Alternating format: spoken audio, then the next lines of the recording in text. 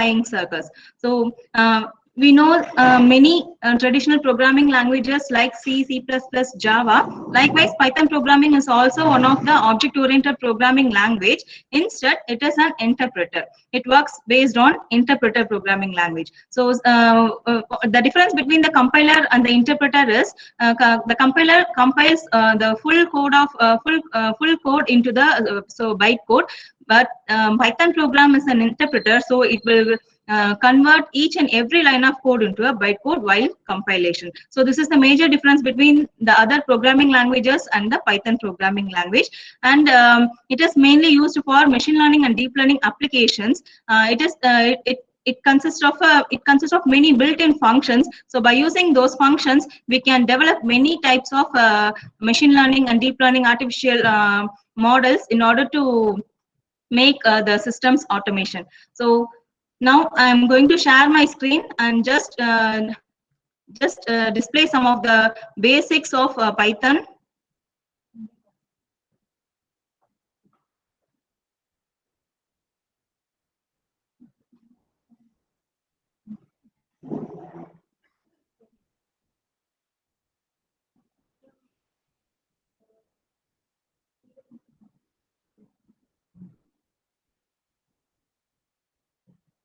Usually Python can be coded in many types of environments. Since it is in a platform independent programming language, we can code in any type of editors. So there are many types of editors like online editors and offline editors. So offline editors are the one which we are downloaded the exe file and then we can use, and online editors are the one which we can store our data in cloud storage. And there are many types of offline and online editors. Some examples are Anaconda is a kind of offline editor, and Google Colab is a kind of online editor. So here I am going to use Google Colab as a Python editor tool for handling this session. So in order to go for Google Colab, just type on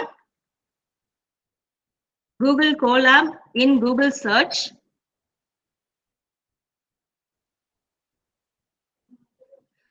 It will show you the link.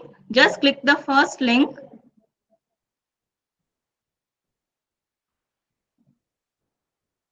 We can get the Google Colab home page. This is the Google Colab home page. Here there are menus, and then here there is a connect button. So if you want to connect, start a program, we have to connect with the cloud. So just click this connect button, and then here there is a menu called runtime menu, and go to this runtime menu and choose change runtime type option. So this will show the hardware accelerator. Here there are two options. One is GPU and the other one is TPU.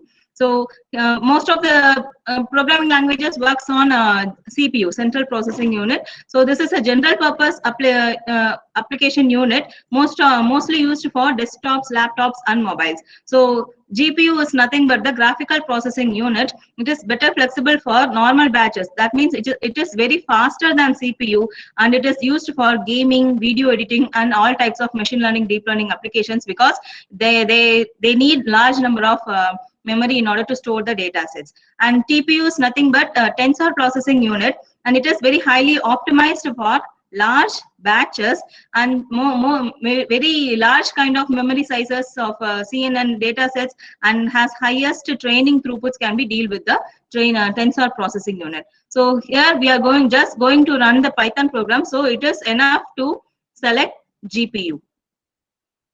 So select GPU and click on save, and click file menu and select new notebook.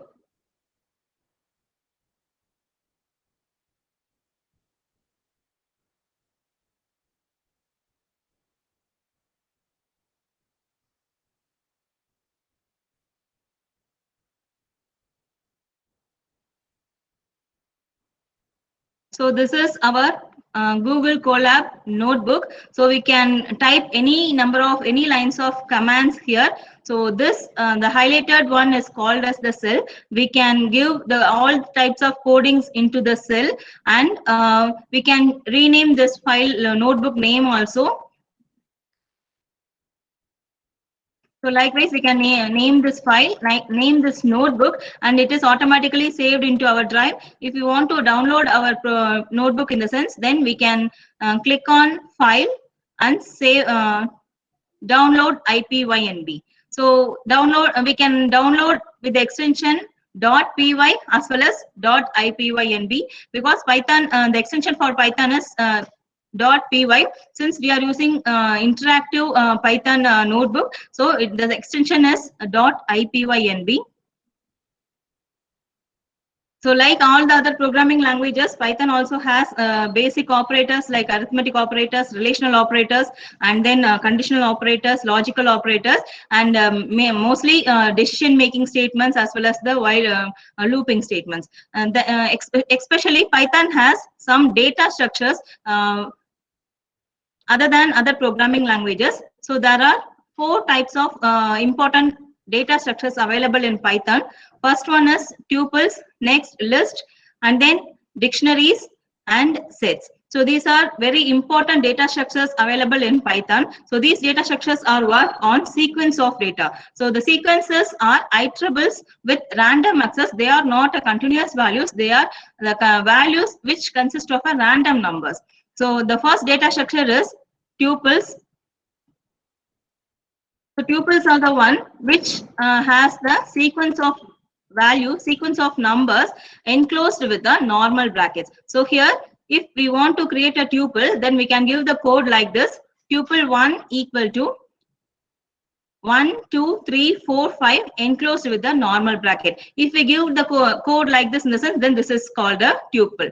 If we want to print the tuple, then we can give print of tuple 1. So if we give like this, then our output will be like this. So just if we run this code, this is the run button. If we run this code, then our output will be like this, enclosed with normal bracket, and within the bracket we can have the values like 1, 2, 3, 4, 5. So all the data structure values can be separated by commas and enclosed with some types of brackets. And if we want to fit some particular values in an index in the sense, then we can give like this: print of tuple 1 within square bracket 1. Here we are going to display the value which is in the index number 1. Here the tuple consists of 5 values, right? So the 1 is the 0th index, 2 is the first index, 3 is the second index, 4 is the third index, and 5 is the fourth index. From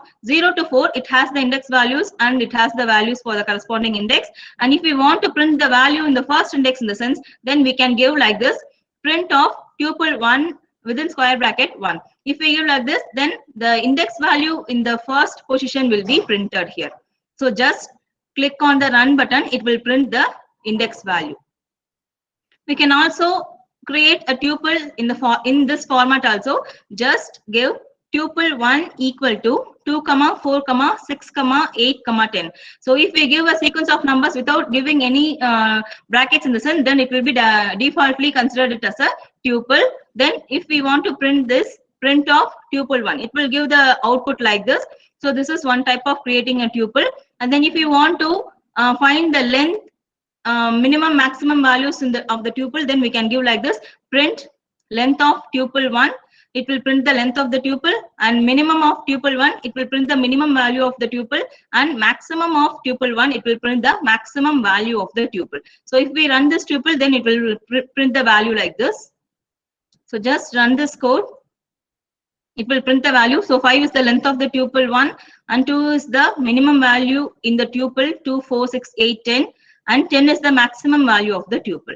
Then if we want to check whether a given number is found in a tuple or not in the sense, we can use this in operator. So Python has a special operator called in and not in. So apart from conditional operators and relational operators, Python has in and not in operator, and is and not is not operator. So this in operator is used to find whether a given value is found in a tuple or list in any data structures or not. If we give code like this: 2 in tuple 1, it will just check whether the value 2 is found in this tuple. If it is found in the tuple in the sense, then the value 2 will be printed.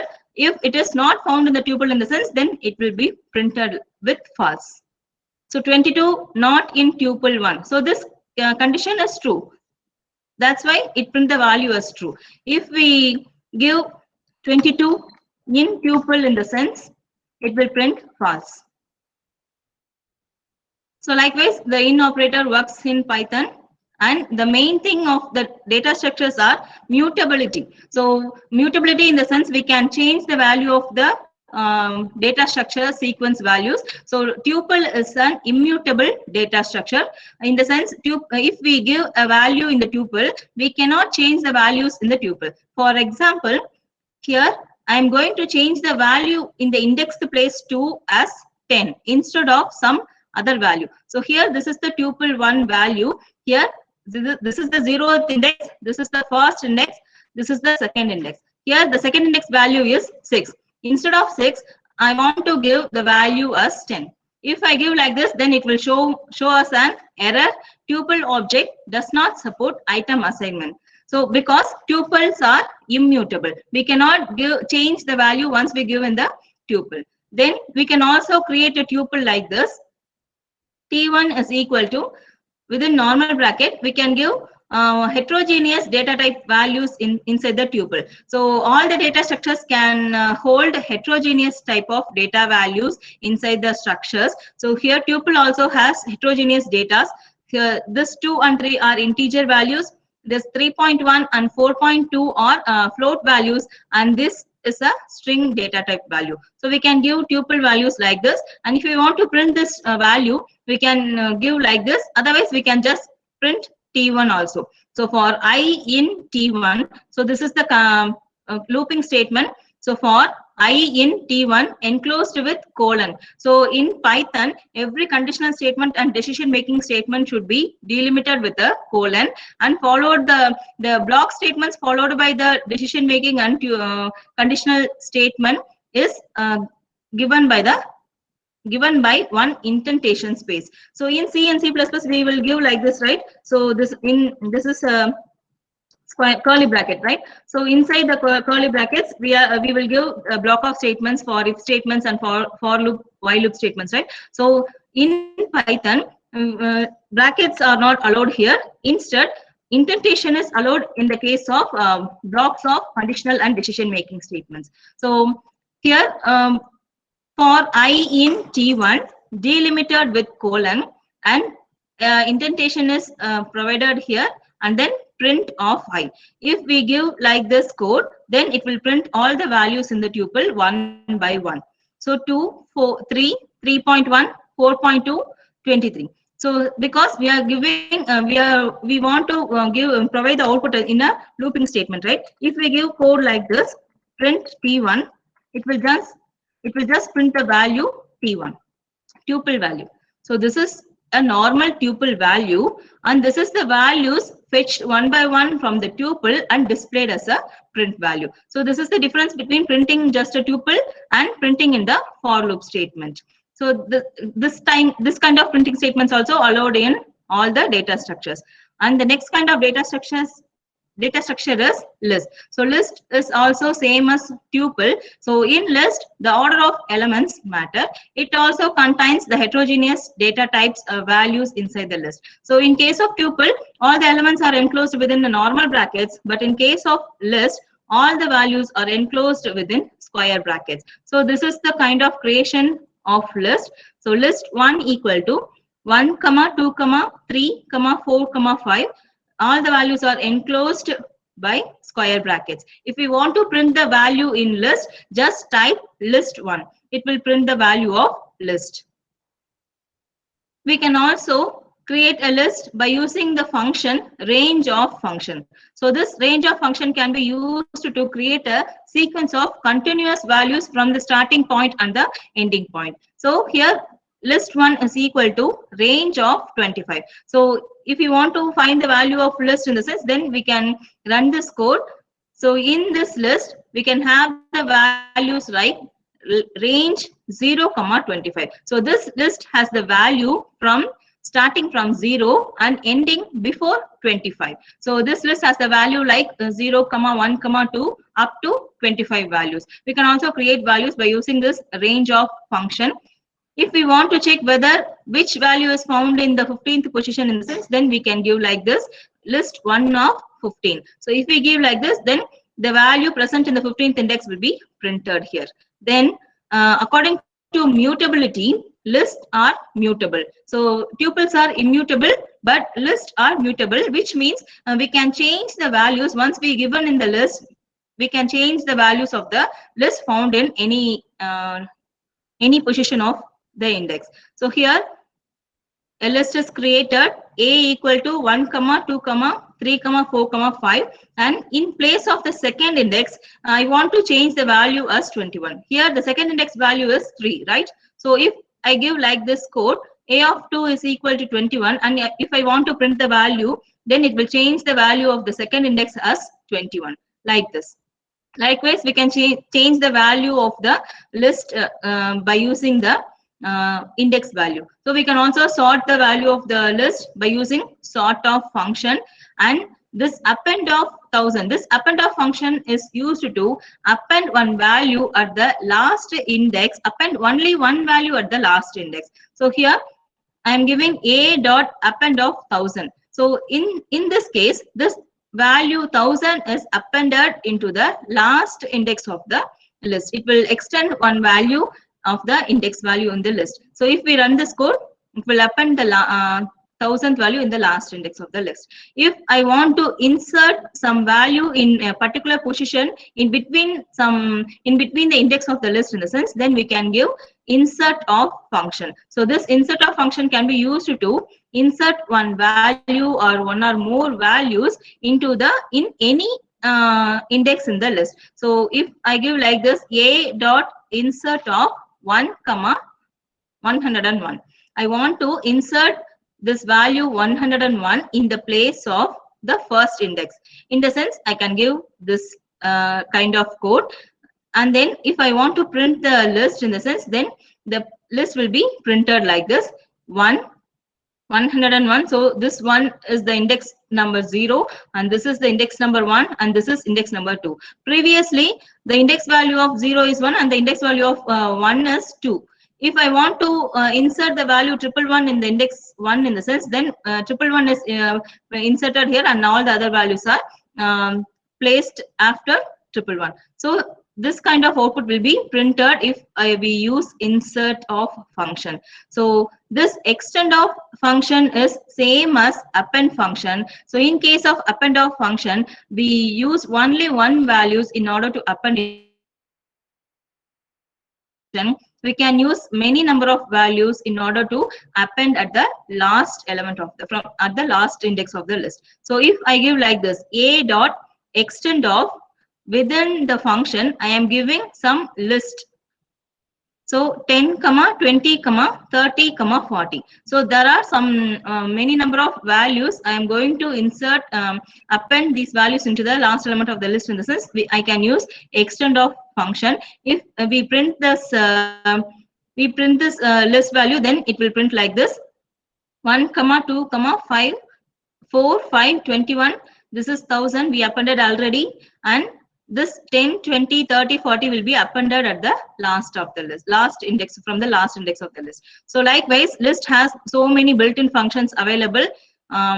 If we want to print want to find the length and minimum value and maximum value of the list in the sense, then we can use length, minimum and maximum of function in order to find the length, minimum and maximum values. So the next concept in list are slicing. So slicings are very much useful when we move on to the machine learning and deep learning applications, because in machine learning and deep learning there is a concept called training set and testing set. If we give a data set for training into the application in the sense, it will first divide the data set into training set and testing set. So in order to split the data into training and testing, this slicing is very much useful. So here I am using list comprehension. Just I am going to create a list with square values. So these are the square values 0 1 4 9 16 by using this list comprehension code. So for I in range of 0, 10. So range value will consist of the continuous values from 0 to 9. And for those values, I'm going to multiply those values as a square value. So here the output will be 0, 1, 4, 9, 16 up to 81. So this is the square value of 0 and the 81 is the square value of 9. From 0 to 9, it will have the square values. And for this list, I'm going to slice some portion of the list. So if I want to slice from 0 to before 6, which means from the 0th index and before the 6th index, it will slice the square list. So if we give like this, then this is the 0th index, 1, 2, 3, 4, and 25 is placed in the 5th index. So always slicing will provide the output from starting to end minus 1. So here the starting index is 0 and the ending index is 6 minus 1, which is called 5. So it will provide the result like this: 0, 1, 4, 9, 16, and 25. So if we give like this code, squares of starting index is empty and the ending index is 5, in the sense it will print from the starting index 0 and end up to 4. So like this: 0, 1, 4, 9, and 16. So we can give like this also. And then if we give squares of 7 colon, and the ending index is empty, in the sense from the starting index 7, the starting index here is 7. From the index 7, it will print all the other values up to the last index element. Here the 7th element is 49. So 49, 64, and 81 will be printed here. So this is the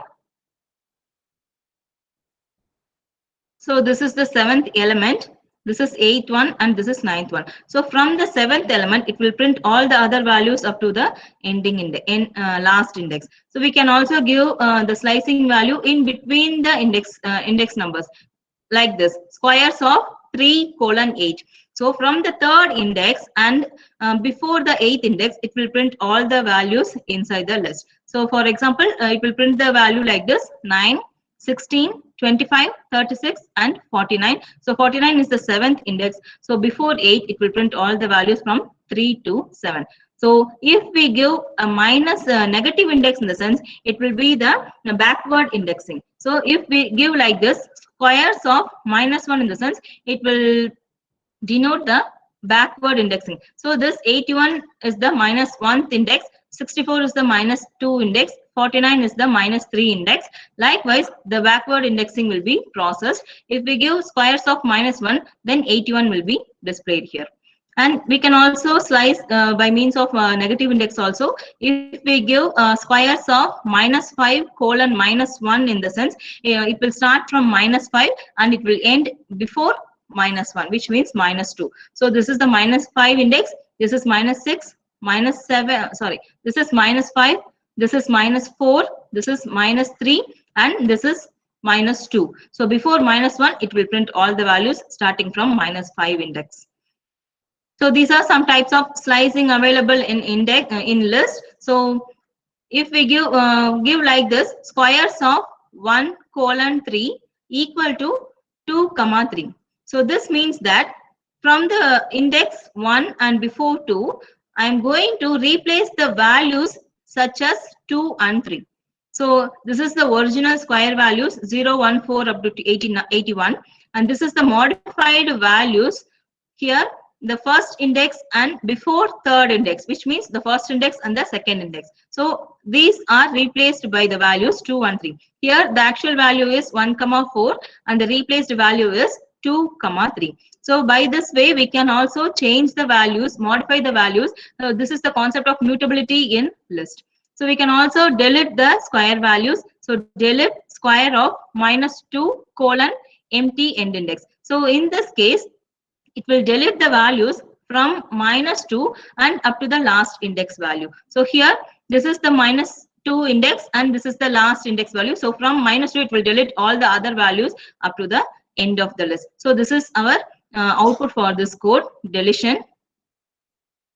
And we can also print some particular index value in the list by giving print A of 0. So if we give like this, then the 0th index will be printed here, and then A of minus 1 in the sense, then the last index will be printed here, and it will sort the values. These are some of the functions and built-in functions and process used in Python list data structures. And the next type of data structure is dictionary.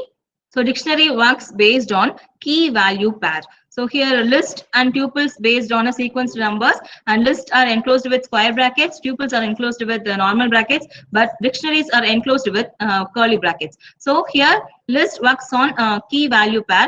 Here this is the sample dictionary creation. Capitals equal to, this is the key separated by colon and followed by value. So here India is the key separated by colon and followed by capital New Delhi. So likewise, all the key value pairs are given separated by commas. So like list and tuples, every key value pairs are separated by commas, and the key and values are separated by colon inside the keys, inside the dictionaries. So if I want to print the dictionary value in the sense, just type capital, it will print the value like this.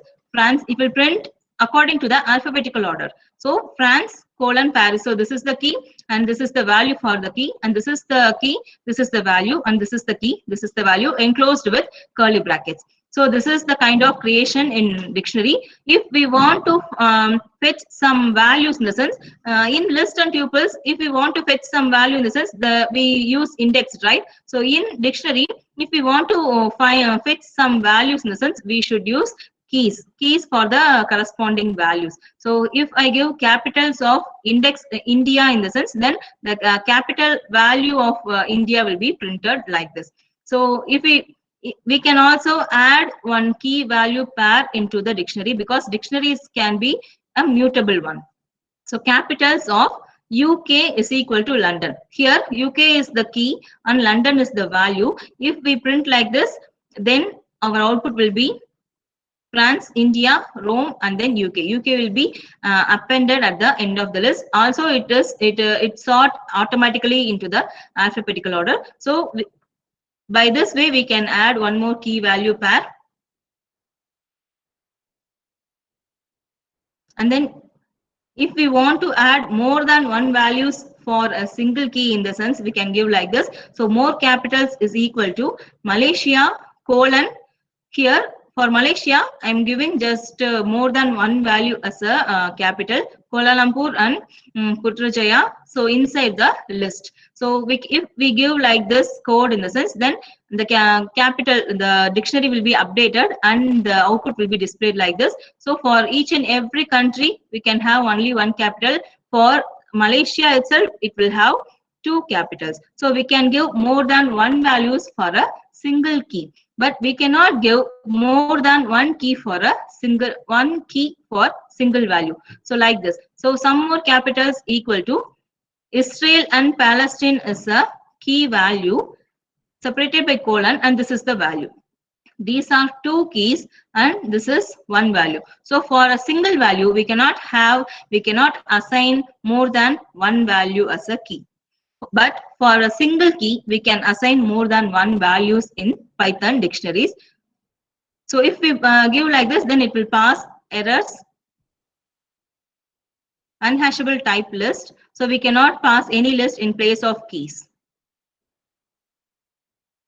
So if we want to print the values in the dictionary in the sense, we can use for loop also. So if we want to print only the keys, then we can give like this, for key in capitals dot keys. So if we give like this, it will fetch only the keys from the capital dictionary and it will print only the keys. If we want to print only the values in the sense, then we can give like this. So for value in capitals dot values of. So if we give, this is the dictionary and this is the values of the dictionary. So if we give like this, then the values in the particular dictionary will be printed here. So if we want both the key and the value in the sense, then we can mention it as items of. So if we give like this, for key comma value in capitals dot items of. So this item will fetch all the key value pairs from the particular dictionary and it will be printed like this. So here India is the capital and New Delhi, India is a country, New Delhi is the capital.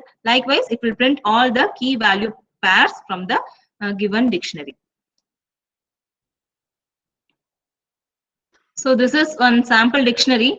Dictionary of name equal to Raj, age equal to 25, address equal to Chennai. So we can also give heterogeneous type of data as a value into the dictionary. So here this is a string and this is also a string data type and this is a integer data type. We can also give like this, and if we want to fetch some particular value, in the sense we can give details of name, so like capitals of index. Likewise, so details of name, if we give like this, then the value for the key name will be printed.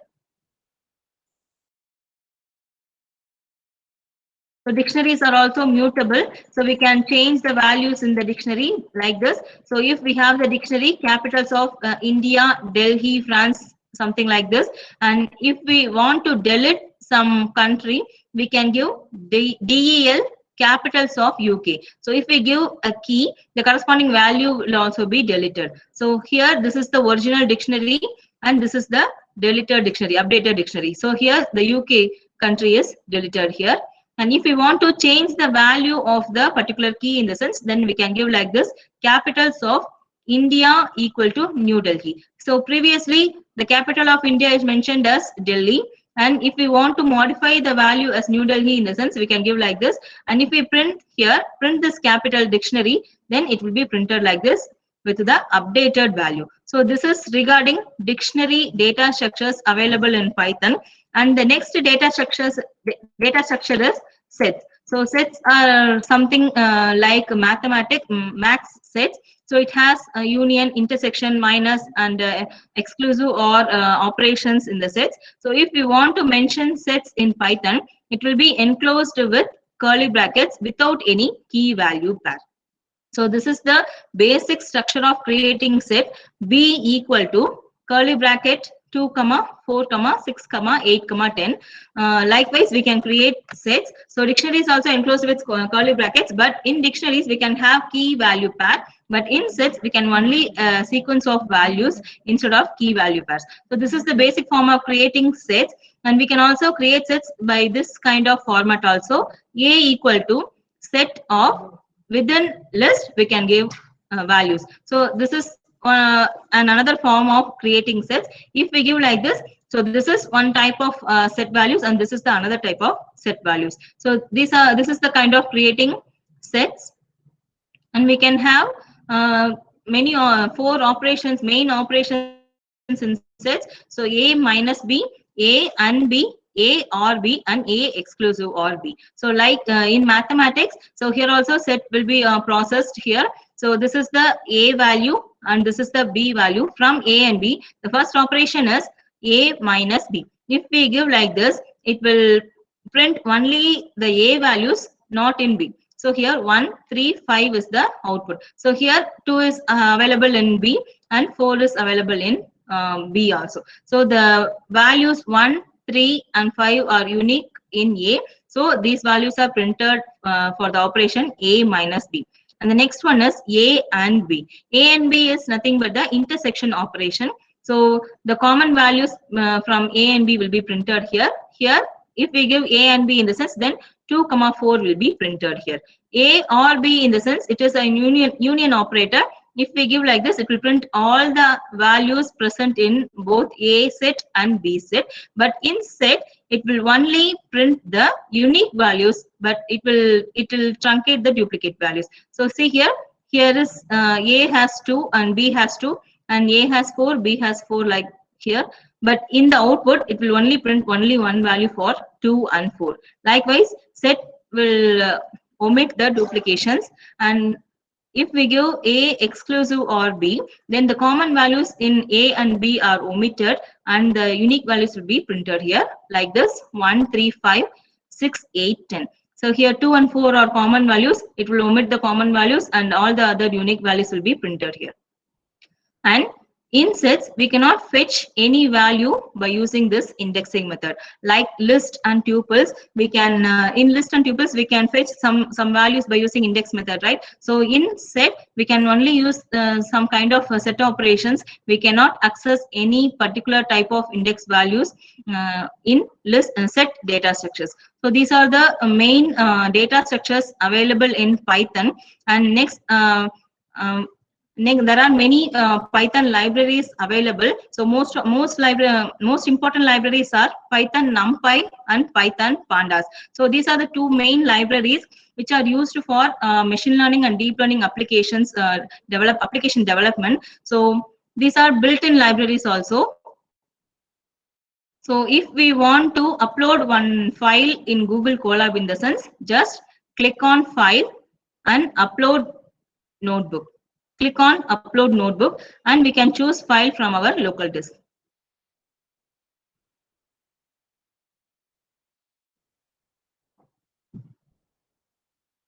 We can also choose our file from Google Drive, GitHub, or recent files.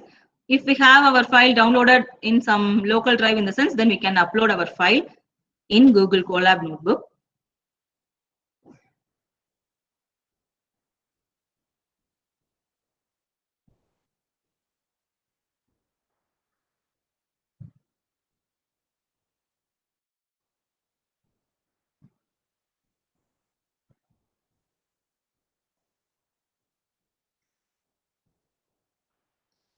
So NumPy is the main most important library in Python. So it is the core library for using scientific computing in Python.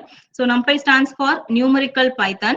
It provides high performance multi-dimensional array objects and tools. So like other programming languages, arrays and matrix, so NumPy also performed with the base of arrays.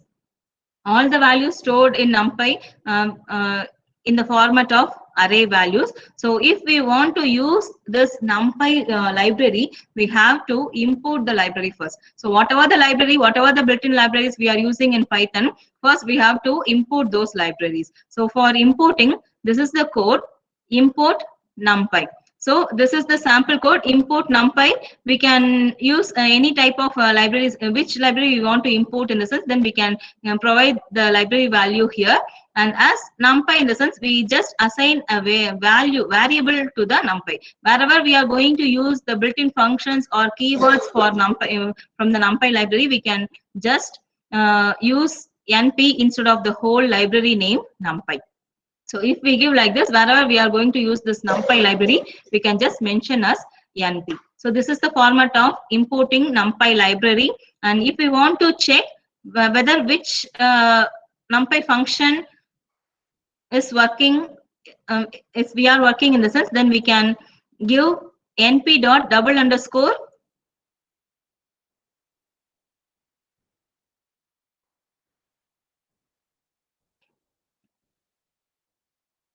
so print np dot double underscore version double underscore. So if we give like this, so we can it will provide the latest version of NumPy. So this is the only main advantage of using cloud editor instead of using offline editors. In offline editors, if we download some kind of version, in the sense, then we should use that version itself for every program. But if we are using cloud, in the sense, it will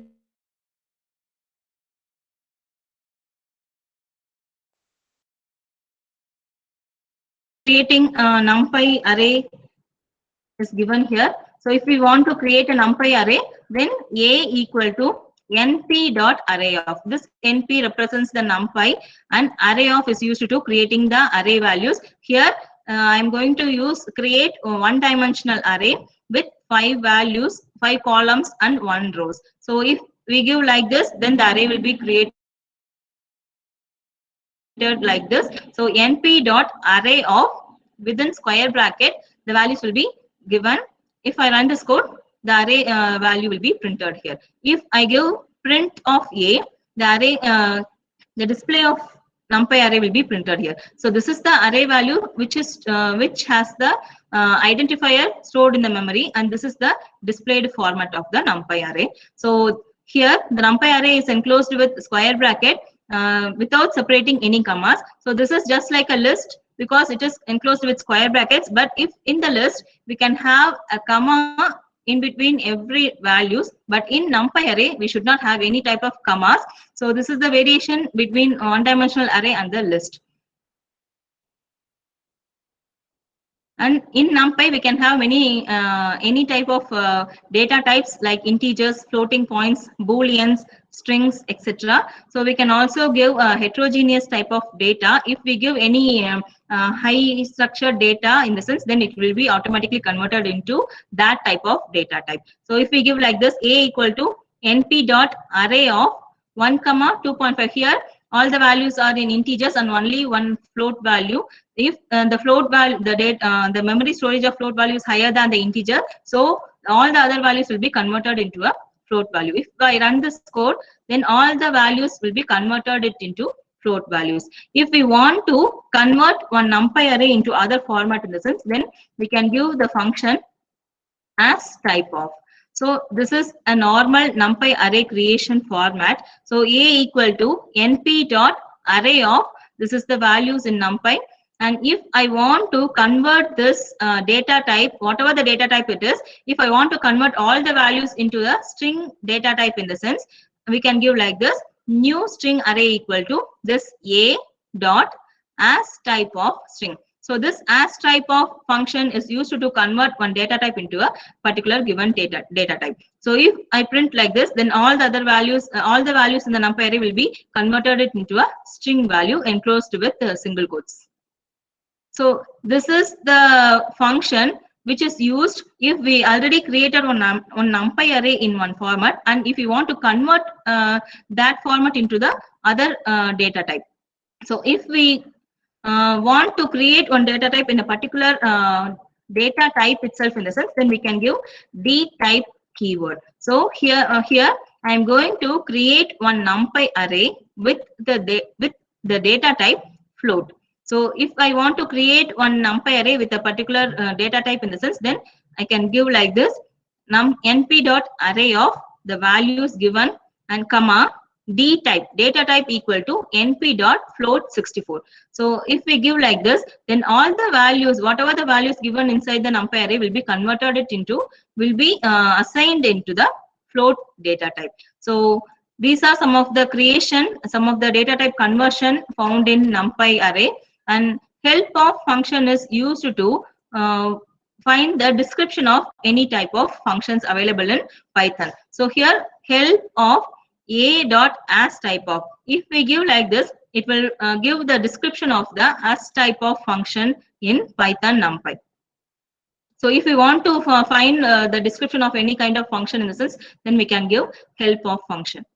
Then the difference between NumPy versus list. So NumPy and list looks like same in case of enclosing, but in case of list, it occupies more memory when compared with NumPy.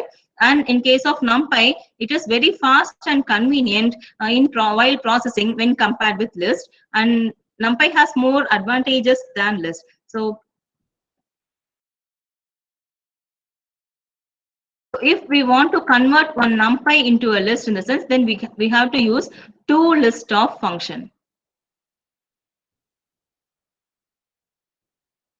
So here there is one NumPy array creation, np dot array of some given values, and if I want to convert this NumPy array into a list in the sense, then we can use this NumPy array variable dot toList of function. If we give like this NumPy array will be automatically converted it into list value. So if we print both a NumPy array as well as the list in the sense, it will print the value like this. So it will print the value. This is the NumPy array and this is list. So here we can see the difference between the list and the NumPy array. So if we want to find the dimension of the list, because NumPy is a multi-dimensional array, right? So if we want to find the dimension of the list or shape of the list or size of the NumPy array in the sense, we can give like this. So just create a NumPy array and then a dot n dimension. N dimension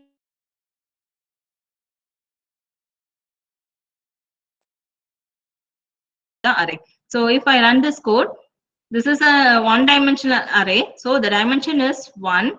And here we have 6 columns and only 1 row since it is a one-dimensional array. And it will just provide 6 as the shape. And size will count the values found in the array. So here there are 6 values, 6 numbers. So it will print just 6 as the output. So likewise, we can find the dimension, shape and size of the array. And then we can also use a range of function. In order to, range function is used to display the sequence of values, continuous values. If we want to convert these values into a numpy array in the sense, then we can give like this. So a equal to np dot array of range of 1 comma 15. So this range of 1 comma 15 will have the values from 1 to 14, and these values will be automatically converted as numpy array like this. If I run this code, then it will automatically convert the range value into a numpy array values from 1 to 14. If I want to find the values, dimension, shape and size of the values, then I can give n dimension, shape and size of the value. So these are some of the one-dimensional array process. And next we move on to multi-dimensional arrays. So multi-dimensional array in the sense more than one rows and values. It will have more than one rows and values. So this is the format for creating multi-dimensional arrays. So b equal to np dot array of, this is first dimension, comma, this is second dimension. These two dimensions are enclosed with the square bracket and with the normal bracket. So usually we are creating one-dimensional array with the normal bracket, and within the normal bracket we will give square bracket, right? So inside the square bracket, in order to make separation for the first row and the second row, we will give like this as a list values. So if we give like this, then our two-dimensional array will be created with 2 rows and 5 columns. So if I print a value, then the values will be printed like a matrix value. So this is the first row and this is the second row. So if I want to find the dimension, shape, size of the values numpy array in the sense, then we can give n dimension, shape, size. So here, this, since it is a multi-dimensional, which means 2 dimension, so it will print the value as 2, and the shape of the array is 2 comma 5. So here the value of array is, here we have 2 rows and 5 columns, so it will print the shape as 2 comma 5, and the size will count the values in the array. So it has 10 values, so 10 will be printed, and D type is used to find the data type of the array. So they all are integer data type, so it will print the data type of the array. So likewise, we can find the dimension, shape and size of the array. We can also create a multi-dimensional, which means 3D array also. So each one will be separated by comma and enclosed with square brackets. So here, since it is a two-dimensional array, we are separating the rows by square brackets and commas, right? So here we are creating 3-dimensional array. So here this is the normal format of creating array. So one normal bracket and square bracket. So inside the normal array creation, we again create one array like this, or normal bracket and square bracket. Within that we are creating the arrays. So this is the first array. So this is the first two-dimensional array, and this is the second two-dimensional array, and this is the third two-dimensional array. We have 3 channels, which means 3 arrays, 3 2D arrays, which form as a 3D. The output will be like this. This is one array, and this is one array, and this is one array. So all are enclosed with the single array value. So this is the kind of 3D output in NumPy. So if we want to check the dimension shape, the same functions will be used for this also. So here dimension shape are available here. So since it is a 3-dimension, so it will print 3. So the shape of the array will be like this. Here there are 3 arrays with 3 cross 5 matrix values. Here each array will have 3 rows and 5 columns, right? So here one row, this is the second row, and this is the third row. Likewise, we have 3 arrays in the variable C, right? So here the shape will print like this. So there are three arrays with 3 cross 5 matrix, and the size of the array is 45. So it will count the overall number of the array values. Then there are many helpful functions available in NumPy. So if we want to create array value with all zeros in the sense, then we can use zero of function. So here np dot zeros of 5 comma 5. It will print all the it will create a NumPy value with all zeros. So we can also assign one value in C and C++. If we create one array in the sense, first we have to initialize the array like int a of 10, and then if we can just give only two array values in place of 10. First we just create 10 memory space for those array, and we cannot use all the 10 memory spaces, right? So we just use only 2 or 3 values, right? So likewise, if we want to create one empty array by some given dimension in the sense, then we can give like this np dot empty of 3 comma 4.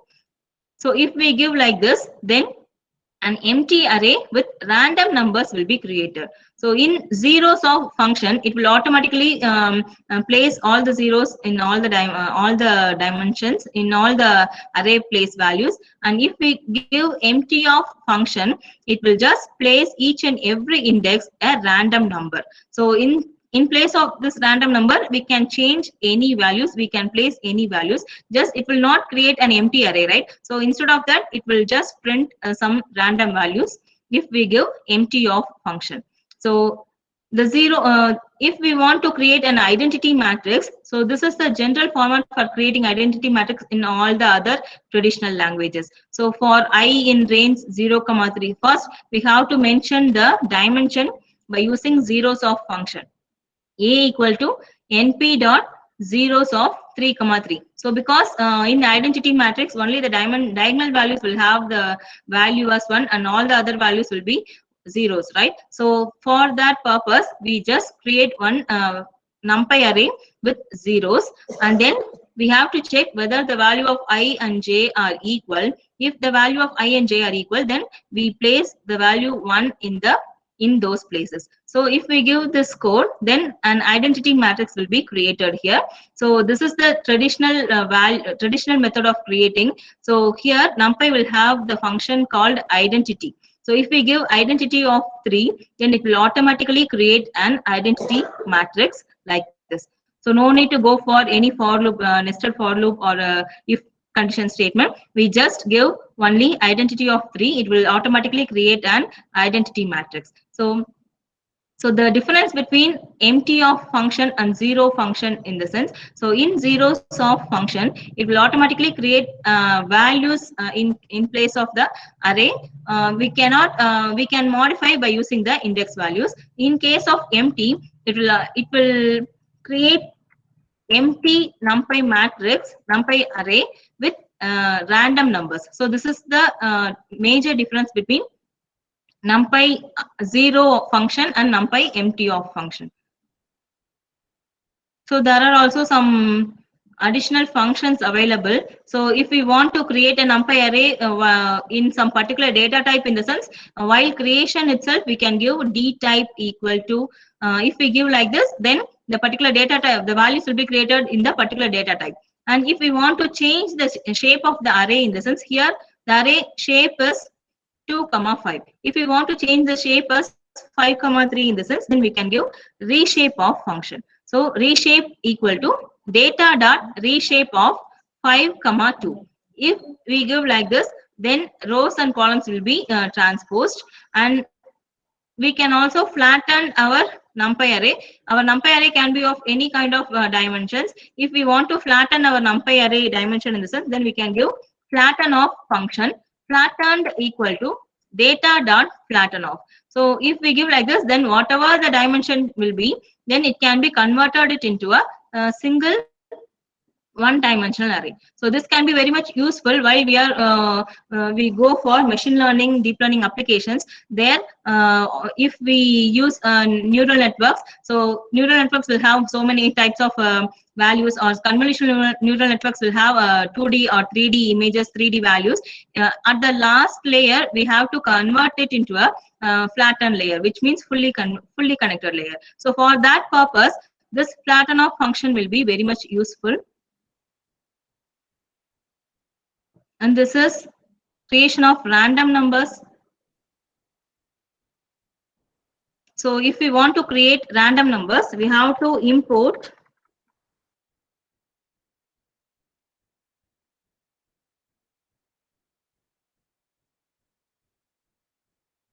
the random library. So random is one another important library. So if we want to create a random number, we have to import random library by using this code.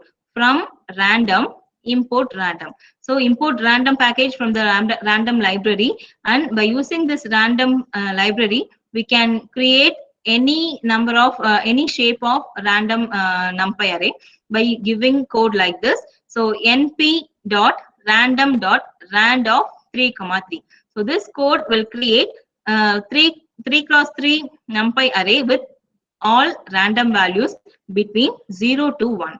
So see, all the values will be in between 0 to 1.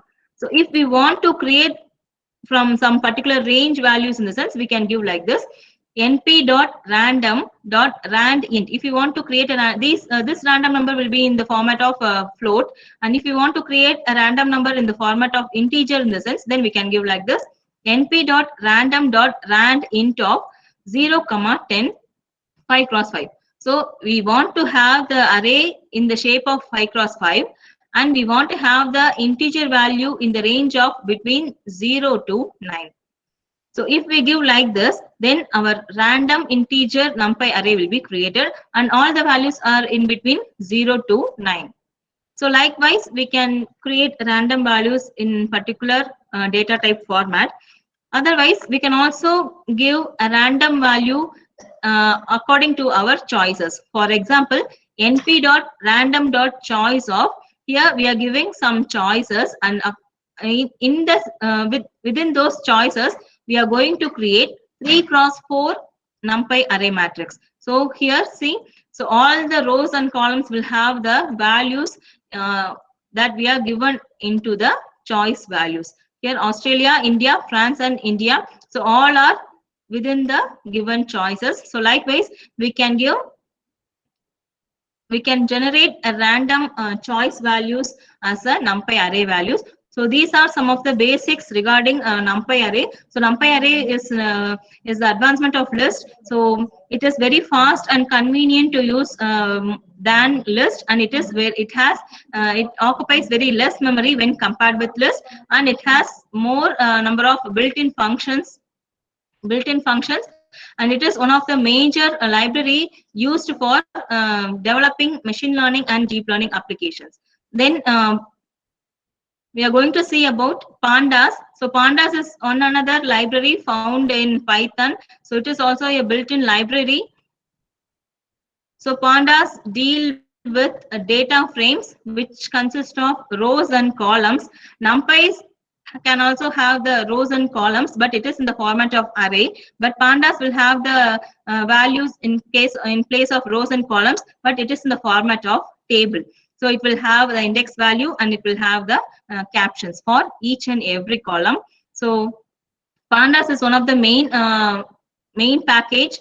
library used for machine learning, deep learning applications. So all our data sets will be in the format of tables, right? So in case of machine learning applications, we just import our live data sets, right? So in case of importing, our data set will be in the format of any kind of Excel values or in the kind of CSV values. So all the CSV and Excel values in the format of tables, right, with some column names and with some index values. So those tables will be handled by pandas in Python. So it is used for data analysis tool, and it is very flexible and efficient tool. It is built on top of NumPy, and it is in the format of table, and it has many functions like RDBMS operations. So there are many applications of pandas: stock prediction, recommender system, and statistics. So all will have the data, will have some set of data sets. So by using those data sets,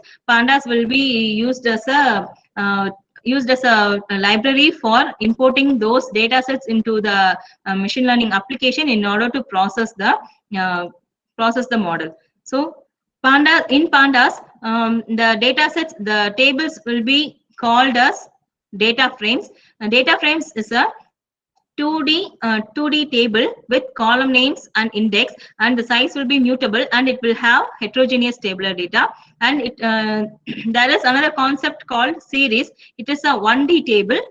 It is used for creating data frames. Data frames will have many number of rows and columns, but series has only one rows, but it has many columns.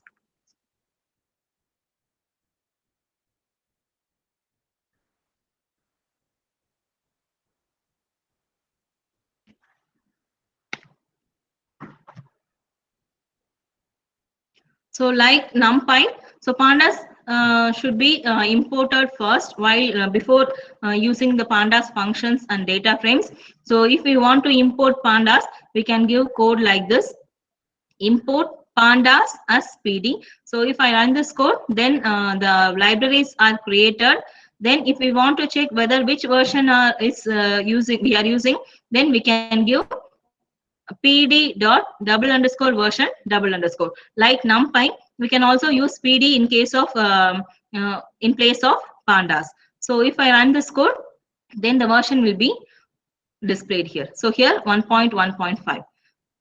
So if we want to create a data frame, then we can create a data frame by using NumPy. So here I am going to create a NumPy array np dot a range of 0, 9. So here A range is used to create a NumPy array within the range 0 to before 9. And I want to create a NumPy array with the shape 3, 3. So if I give like this code, then a NumPy array will be created with 3 cross 3 matrix with the values between 0 to 8. So this is the NumPy array. So I want to create this NumPy array, convert this NumPy array into a pandas data frame. So for this purpose, I just give the data frame function pd dot data frame.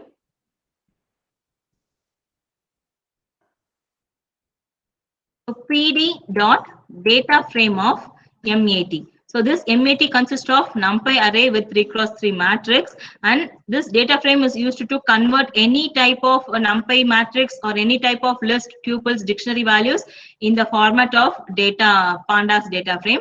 So this is the function used to convert any type of data structure values into the data frame. So D should be capital and F should be capital.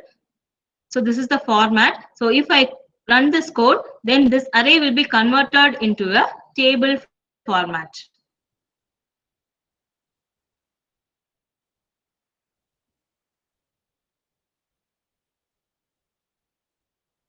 So here in first row we have 0, 1 and 2. Here first row we have 0, 1 and 2. So these are the row index and these are column index. So this is column names and these are row names. So here we are creating a pandas data frame by using NumPy array. We can also create pandas data frame by using list also. From list also. Here ARR is equal to, I'm going to create one list enclosed with square brackets, and within the list I'm going to present a tuple, 3 different tuples. Here 1 comma A is enclosed with tuple, and 2 comma B is enclosed with tuple, and 3 comma C is enclosed with tuple, and all the 3 tuples are enclosed with the list. So here I am passing a list into the data frame function pd.data frame of ARR. ARR consists of a list of values and columns. I have to create a column name, numbers and letters, because the first value is number and the second value is a letter. So just I am giving a column names here. So if I run this code, then the pandas data frame will be created with the column name, numbers, and letters with the values 1a, 2b, 3c. Here the first tuple value will be created here, and the second tuple value will be placed in the second row, and the third tuple value will be placed in the third row. So this is the kind of creating a data frame by using list. We can also create a data frame by using dictionaries also. So here I am giving dictionary enclosed with the curly brackets, and this is the key value, number is the key value, and we can have many values for a single key, right? So for this particular key, I just passed 3 values for a single key. Here letters is the key value, and for this key value I am just giving 3 value as the value for the particular key. So if I pass this dictionary into the data frame function, then it will create a table like this. So it will create the table like this. This is the name of the key, and this is also the name of the key, which is converted as a table caption, and this is the value 1, 2, 3 is the value for the caption number, and A, B, C is the value for the caption letters. So likewise, dictionaries can be converted it into Python data frame. So while converting, the mapping should be in the same format. For example, so here number is the key, and the number will have 4 values, and letter is the key, and it will have only 3 values. So in case of this type of dictionaries, the mapping will be uh, a wrong one, because here it has 4 values and here it has 3 values. So in this case, it will show us an error. So while creating dictionary as well as creating Python data frame by using dictionary, we should follow correct mapping values. So we can also use create a data frame by using series also. So here series is a one-dimensional data frame, one-dimensional creation of a data frame. So this is the format for creating a series. So series ser1 is equal to pd dot series of, this is a one-dimensional array like NumPy array, and we are giving a name to that array. So this is the format of series. So this is one series with one-dimensional array, and this is another kind of series with another one-dimensional array.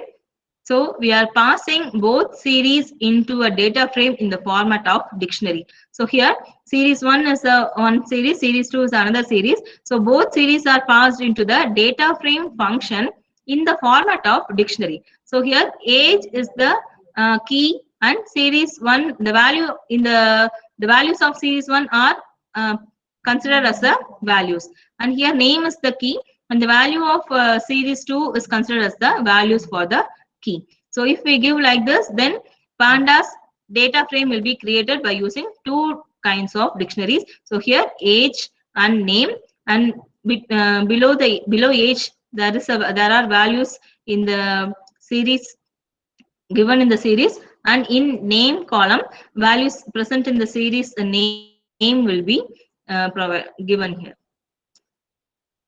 So if we want to pass the data frame as well, here we are passing the series values by using dictionaries into the data frame, right? So we can directly pass the list values, tuple values, and dictionary values inside the data frame. If we want to pass the series value into the data frame, in the sense, we need some help of data structures. So here these 2 series values will be passed by means of dictionaries, right? So here this series value will be passed by means of list. Here the series 1 and series 2 are passing by using the list data structure, and within the data frame function. So if we run this code, it will print the value like this in horizontal format. If we want to transpose this, then we can use dot t.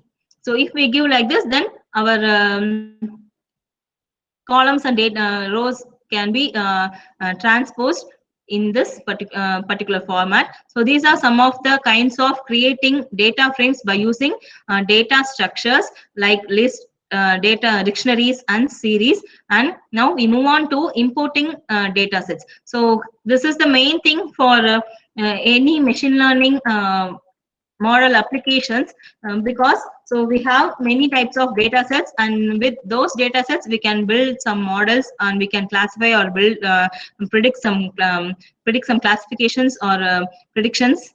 So for those purpose, we have to import the data sets um, into Python. So for this purpose, we just have some data sets. So here I'm going to use a Titanic data set. So before using this data set, I have to upload the data set, because here I am using a cloud editor for running the Python code. If we are using some offline editors, in the sense we store the data set values in the same drivers, so that it can automatically upload the data set. So here I am just using a cloud editor for importing the for for running the Python. So we have to upload the data set first. So for uploading the data set, we just click this file folder icon. So inside that, there is a menu called sample data. Just right click and select upload.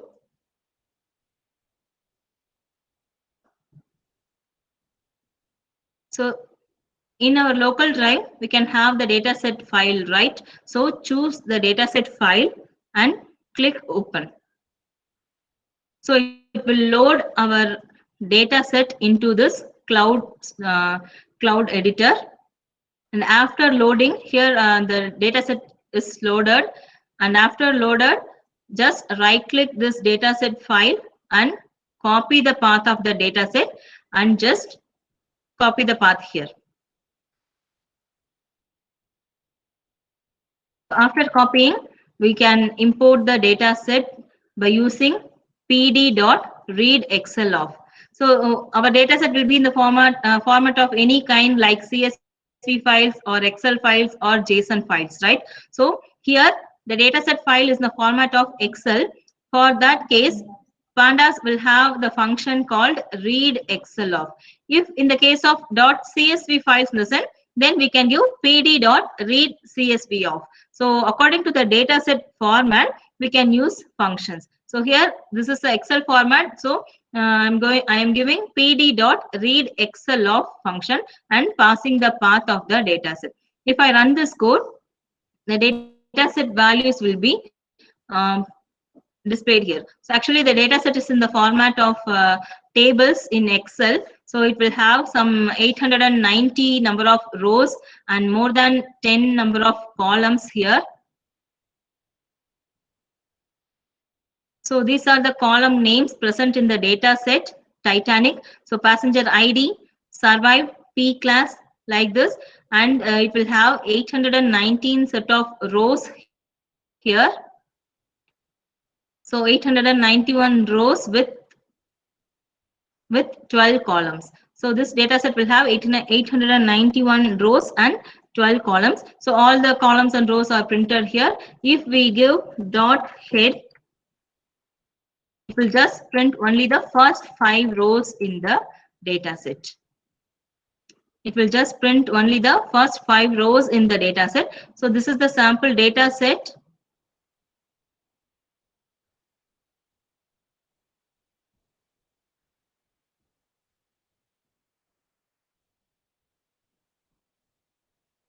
So this is the data set.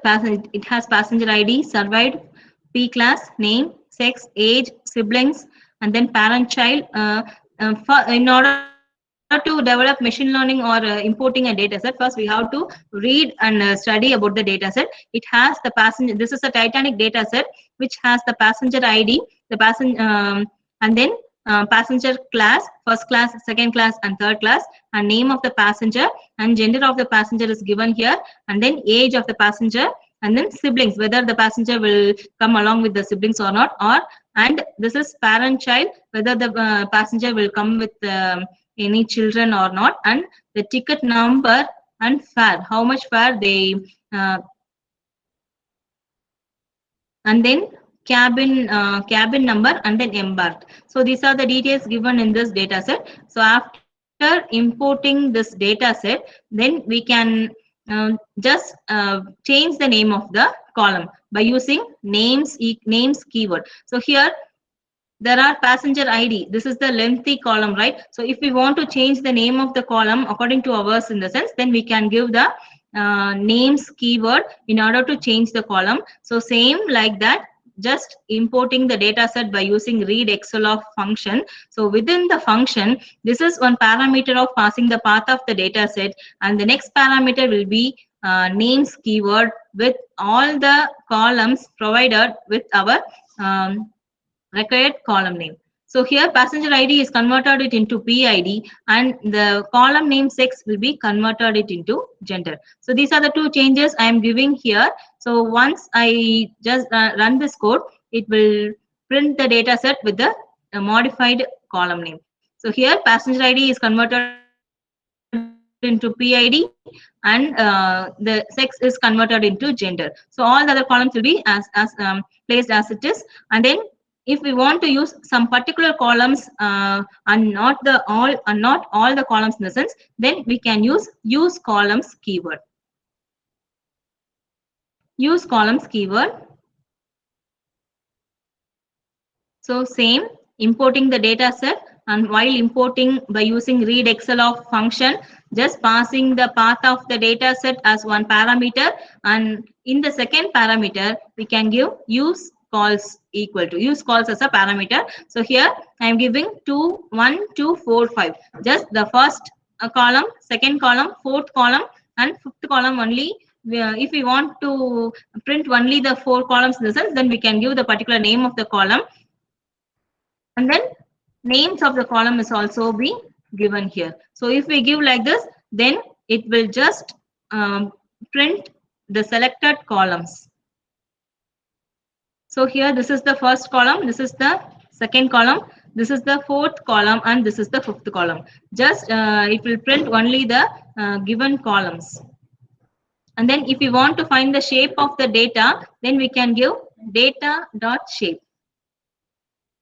So here this is the row of the data set, and this is the column of the data set. Here I am just using only 4 columns, right? So here 891 is the row and 4 is the column name, and this is the data type of each and every column. So this is the data type. So here I am using 4 columns, and these are the corresponding data types. So likewise in pandas we can we can handle rows and columns in case of in type of tables, and this pandas can be very much useful for developing machine learning and deep learning models.